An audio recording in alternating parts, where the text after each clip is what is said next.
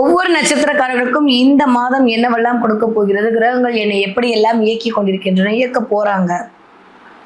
நிறைய ராசி பலன் பார்த்திருப்பீங்க. கொஞ்சம் வித்தியாசமா யூனிக்கா உங்க நட்சத்திரத்திற்கு இந்த ஒரு மாதம் என்னவெல்லாம் நடக்க போகிறது அப்படின்னு பார்த்துக்கிட்டே வரோம். அந்த வரிசையில இப்ப நம்ம பார்க்கக்கூடிய நட்சத்திரம் என்ன அப்படின்னா, சூரியனின் ஆகச்சிறந்த ஆளுமை தன்னகத்தை வைத்துக் கொண்டிருக்கக்கூடிய உத்திர நட்சத்திரம். இயல்பா நான் சொன்ன மாதிரி உத்திர நட்சத்திரம் ஒரு உடைப்பட்ட நட்சத்திரம். சிம்மத்தில் ஒரு பகுதியும் கன்னியில் மிச்ச 3 பாதங்களும் இருக்கக்கூடிய ஒரு நட்சத்திரம் தான் உத்திர நட்சத்திரம். இப்போ சிம்மராசிக்காரர்களுக்கு எப்படி இருக்க போகுது அப்படின்னு சொல்லி பார்த்தா சூப்பரா இருக்க போகுது. ஏன் 10ஆம் இடமும் 11ஆம் இடமும் இந்த ஒரு மாத காலம் வழுக்க போகிறது. ராசிநாதன் 10, 11 அமர்ந்து உங்களுக்கான வேலை அப்படின்ற இடத்துல ஒரு மிகச்சிறந்த யோகத்தை கொடுக்க தயாராக இருக்கிறார். நிறைய பார்ட்னர்ஷிப் பிரச்சனை எல்லாம் பெரிய ரிலீஃப் ஆக போகுது. மனசு சேர்ந்த அப்படியே சஞ்சலப்பட்ட இடம்லாம் நிவர்த்தியாகி கெட்டதெல்லாம் விலகி நல்லது உங்கள் கண்முன் வருவதற்கான நேரம் இனிதே உதயம். என்ன சூரியன் போய் சுக்கிரன் வீட்டில் உட்காந்துருக்கும் போது கொஞ்சம் காசு பணம்லாம் வரையும் செலவாகும். டிபெண்ட்ஸ் அப்பான் உங்களுடைய நேட்டர் ஹாரோஸ்கோப்பை பொறுத்து கொஞ்சம் காசா இல்லை லட்சக்கணக்கில் காசுன்றதான் தீர்மானம் செய்ய போறாங்க. இருந்தாலும் கொஞ்சம் பணம் விரயம் ஆவதற்கான காலகட்டம் அப்படின்றது இந்த தடவை சிம்மத்தில் இருக்கக்கூடிய உத்திர நட்சத்திரக்காரர்களுக்கு நிகழ காத்திருக்கிறது இந்த ஜூன் மாதம் அப்படின்னு சொல்லலாம். அது ஒரு 15 நாளைக்கு 16ஆம் தேதிக்கு அப்புறம் நிறைய பணம் வருவதற்கான வாய்ப்புகள்லாம் இருக்கிறது. ஏன்னா போய் புதன் வீட்டில் உட்காந்துருப்பாரு, நம்ம 2ஆம் அதிபதி வீட்டில் தான் போய் உட்காந்துருக்கப்புறம் காசு வர்றதுக்கு வாய்ப்பா கம்மி, நல்ல காசு வரும். கவலைப்படுறதுக்கு ஒண்ணுமே இல்லை. மனநிலையில் மட்டும் கொஞ்சம் சின்ன சின்ன கேது என்ன பண்ணுவாருன்னா, டைரக்டா இது வரைக்கும் கண்ணியில் இருந்த கேது அப்படியே நோக்கி உங்கள் நட்சத்திரத்தில் தான் தன்னுடைய பயணத்தை துவங்கும் போது இது வரைக்கும் இல்லாம திடீர்னு அமைதியாகிறது. நல்லா பேசிட்டு இருந்தாலும் திடீர்னு ஒரு மாதிரி உம்முன்னு உட்காந்துக்கிறது. பாக்குறவங்களுக்கு என்ன திடீர்னு அமைதி ஆயிட்ட, அமைதியாவானோ? கேது வல்லவா உள்ளுக்குள்ள உட்காந்து இருக்கிறார். ஞானக்காரகன் ஞானத்தை போதிக்கும் போது அமைதி இல்லாம வேற என்ன வரும்? உள்ளுக்குள்ள இருந்த சலனம்லாம் அப்படியே நிவர்த்தியாகி அப்படியே ஓம் சாந்தி அமைதி மைண்ட்ஸ். ஸோ உத்திர நட்சத்திரக்காரர்களுக்கு, எஸ்பெஷலி சிம்மத்தில் இருக்கக்கூடிய உத்திர நட்சத்திரக்காரர்களுக்கு அமைதியின் சொரூபமா மாற போறீங்க நீங்க. அதே இந்த பக்கம் பார்த்தீங்கன்னா கேது தான் அப்படியே மண்டக்குள்ள குடஞ்சி ஏதாவது ஒரு பண்ணி கொடுக்குற ஆள். அதனால தேவையில்லாத மண்டக்குளசெல்லாம் வரப்போகுது. நீங்களா நிறைய கற்பனை பண்ணிக்கிட்டு அப்படியா இருக்குமோ இப்படியா இருக்குமோ, எல்லாரும் என்னை ஒதுக்கிட்டாங்களோ, ஏன் என்கிட்ட எல்லாரும் பேச மாட்டாங்கன்ற மாதிரி சின்ன பிள்ளைங்க மாதிரி கொஞ்சம் மனதளவுல வருத்தப்படக்கூடிய காலகட்டமும் இருக்கு. இது சிம்மத்தில் இருக்கக்கூடிய உத்திர நட்சத்திரக்காரர்களுக்கான ஒரு பொது பலன். அவ்வளவுதான். அப்படியே இந்த பக்கம் வாங்க. கண்ணியில் இருக்கக்கூடிய உத்திர நட்சத்திரக்காரர்களாக இருந்தீர்களா, இந்த தடவை உங்களுக்கு எப்படி இருக்க போகுது அப்படின்னா எக்ஸ்ட்ராடனரியா இருக்க போகுது. சூப்பரா இருக்க போகுது. தலைக்கு மேல இருந்த கேது ஓரம் கட்டி அமிச்சாச்சு. அப்பாடி 4 மாசமா நான் பட்ட பாடு கொஞ்சம் நெஞ்ச பாடு இல்லை. வீட்லேயும் சரி குடும்பத்திலும் சரி எங்க பார்த்தாலும் மெடிக்கல் சர்ஜரி ஆச்சா, கேன்சரு, அது இது மரபு நோய், அப்படி கேட்டு கேட்டு கேட்டு காதெல்லாம் புளிச்சு போச்சு. பயம்தான் வந்துச்சு. நிம்மதியா தூங்க கூட முடியல அப்படின்னு சொல்லிட்டு இருந்த உத்திர நட்சத்திரக்காரர்களுக்கு இனிமே நிம்மதியான தூக்கம் வருவதற்கான காலகட்டம் அப்படின்றது இருக்கு. ஆனாலுமே வாங்க சொல்லுங்க, இப்படிதானே கேக்குறீங்க, கொஞ்சம் கவனமா தான் இருக்கணும். நான் என்ன பண்றது, எனக்கு என்ன ஆசையா உத்திர நட்சத்திரக்காரர்களுக்கு மட்டும் தப்பு தப்பா சொல்லணும். இந்த தடவை ராசிநாதன் தன்னுடைய வீட்டில் வலுப்பெற்றிருக்கிற அப்படின்றது ஒரு பக்கம் இருந்தாலுமே, ராசிநாதனோடு கூடி நட்சத்திரநாதன் எப்பயுமே நான் ஒரு விஷயம் சொல்லிட்டே இருப்பேன். நட்சத்திரநாதனும் ராசிநாதனும் ஒரே வீட்டில் அமையும் போது வரக்கூடிய பிளஸ் அப்படின்றது ரொம்ப அபரிவிதமா இருக்கும். 10வது குருவோட பார்வையில் சிவராஜ யோகத்தில் இருக்கும்போது கேட்கவா வேணும், ரொம்ப ரொம்ப நல்ல விஷயங்கள்லாம் இயங்கதான் போகுது. ஆனா அந்த ஆள் தான் நம்மளுக்கு 12ஆம் வீட்டு அதிபதியாச்சு. அதுல கொஞ்சம் மையமா வச்சுக்கணும்ல மனசுல. ஸோ 12ஆம் வீட்டு அதிபதியோடு நட்சத்திரநாதன் இயங்குதல் அப்படின்றது, 12ஆம் வீட்டு அதிபதியோடு நம்மளுடைய என்ன ஒரு ஸ்பெஷல் தெரியுமா? கண்ணில் இருக்கக்கூடிய உத்திர நட்சத்திரக்காரர்களுக்கு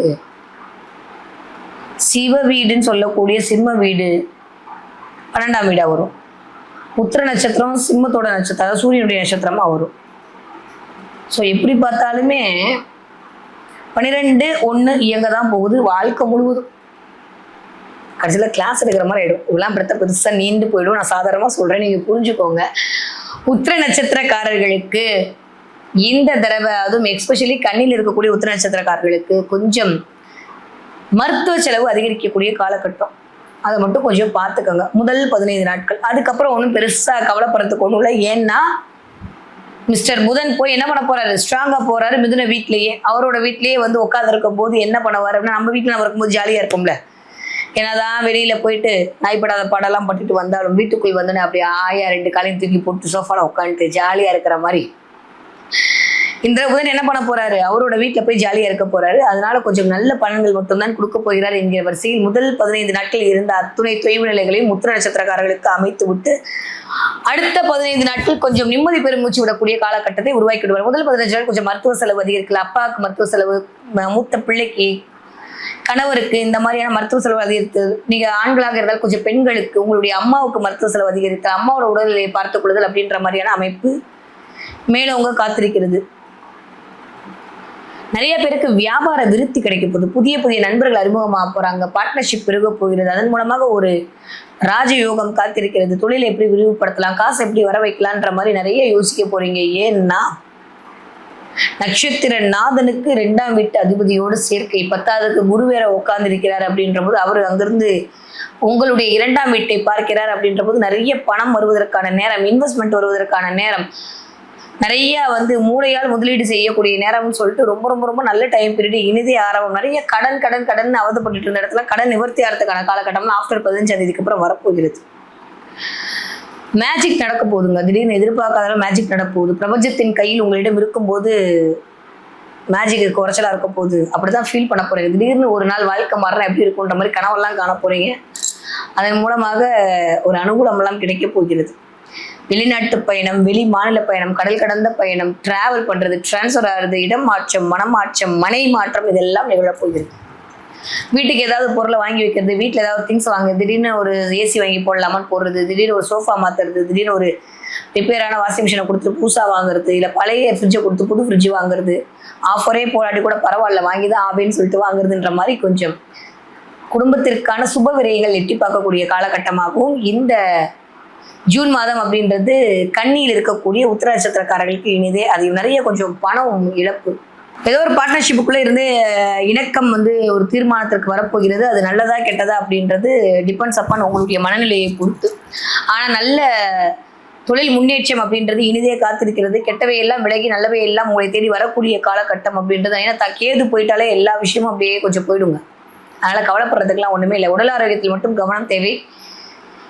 வீட்டில் மட்டும் கொஞ்சம் வெள்ளை கொடி காட்டுங்க, வேற வழியே இல்லை, காட்டி தான் ஆகணும். நீங்கள் பெண்களாக இருந்தாலும் சரி, ஆண்களாக இருந்தாலும் சரி, எஸ்பெஷலி கன்னியா லக்னமாக இருந்தாலும் சரி, கன்னியா ராசியாக இருந்தாலும் சரி, உங்களுடைய லக்ன புள்ளி போய் உத்திரத்தில் விழுந்திருந்தாலும் சரி, உங்கள் ராசி போய் உத்திரத்தில் இருந்தாலும் சரி, இந்த தடவை கொஞ்சம் அடக்கி வாசிக்க வேண்டிய காலகட்டமாக தான் இருக்குது. நம்ம என்னதான் சூரியன் மாதிரி வெகுண்டு எழுந்தாலும் நம்மளை கொஞ்சம் அமைதியாரு அப்படின்னு சொல்கிற மாதிரியான சூழல் தான் மிஸ்டர் கேது வேலை செய்து கொண்டிருக்கிறார் என்பதை ஞாபகத்தில் வைத்துக் கொள்ளுங்கள். அவ்வளவுதான். மற்றபடி நீங்கள் படிக்கிற மாணவர்களாக அந்த நல்லா படிக்க போறீங்க, ஒன்றும் பிரச்சனை இல்லை. ஏன்னா இதற்கு ஒரு மாதிரி தொய்வு நிலையாக இருந்தது, தலைக்கு மேலே கேது உட்காந்துதான் ஒரு 4-5 மாசமா ஒரு மாதிரி ஓடிட்டு இருந்தது, மார்க்கு கூட ஒழுங்காக வரல, பரவாயில்ல. இன்னும் வரக்கூடிய நாட்கள் எல்லாமே சூப்பராக தான் இருக்க போது, சூப்பராக படிக்க போறீங்க, நல்ல தெளிவு கிடைக்க போகிறது, சிந்தனை பலப்பட போகிறது. ஓகே, இங்கே ஒரு 20 வயதிலிருந்து ஒரு 35 வயதுக்குள்ள இருக்கக்கூடிய உத்திர நட்சத்திரத்தை சேர்ந்தவர்களாக இருந்தால் கொஞ்சம் குடும்பத்தில் மட்டும் விட்டு கொடுத்து போதல் அப்படின்றது தேவைப்பட போது. கொஞ்சம் பண விரயம் அப்படின்றது இருக்கு. ஆனால் நிறைய டிராவல் பண்ண போறீங்க, நிறைய பீச்சு, பார்க்கு இதெல்லாம் சுத்த போறீங்க. கொஞ்சம் சின்ன சில்லற செலவுலாம் எட்டி பார்க்க போகுது. ஓகே, அது சந்தோஷத்துக்கான செலவாக இருக்க போகிறது. ஓகே, நீங்க ஒரு 35 வயதிலிருந்து ஒரு 60 வயதுக்குள் இருக்கக்கூடிய உத்திர நட்சத்திரத்தை சேர்ந்தவர்களாக இருந்தால் உங்களுக்கு தான் நான் சொன்ன பதிவுகள் எல்லாமே. ஏன்னா 7ஆம் இடத்தை சனி பார்க்கும்போது அது உங்களுடைய தசா புத்தி அமைப்புல வச்சு நம்ம பார்த்தோம் அப்படின்னா கொஞ்சம் வேலை செய்கிற இடத்தில் கவனம் தேவை.